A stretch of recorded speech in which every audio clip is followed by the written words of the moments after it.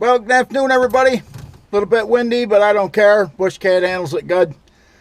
Got to go down to my buddy Ron Wagner's and see what's going on down there. He's the guy that put the heart with Liz in the center of it for me.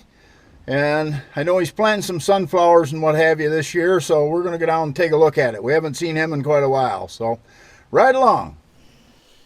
All right, here we go. Heading down Old Oneida Road. Hindenburg's right there, just going out of the left side of the frame in the clover dairy here. Used to get our milk there when I was a kid.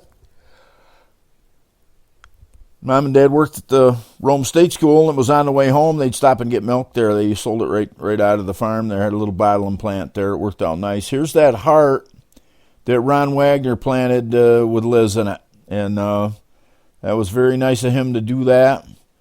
And as you can see, it survived the winter, and Liz is still in our hearts and in our minds here. So we got to look at it today. Thanks, Ron, for doing that for us. Headed from there over to Farmer Bob's, just a little ride around the neighborhood, and over to the pole barn, and things are pretty quiet. Of course, Sunday afternoon, and people do take a day off now and then, but you can see they've got most of the fields here have been tilled and planted. These here are done. You can see where we've been taking the wood out of this little square patch right here on the left-hand side of the frame. And Farmer Bob offered me some of that wood, but it's way too big for me to work with my machine. That was some big wood in there, so they got in there with a bigger excavator and got it squared away, and they're going to turn that into tillable land. So, but over the cemetery and the Seventh-day Baptist Church here at the odd offset intersection here in Churchville. And you saw me land in the backyard of my friend's house here the other day, right here on the left-hand side of the frame.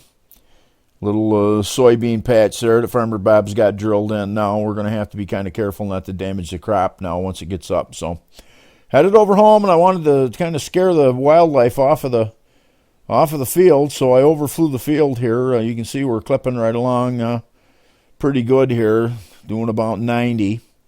Chasing my shadow along the ground, and we get down to the end and rolled her 15 to the right and pulled her up into like a half a chandelle there. So circled around, coming in on the end. Now the wind was blowing pretty good today, but you can see we got the BushCat slowed right down pretty good.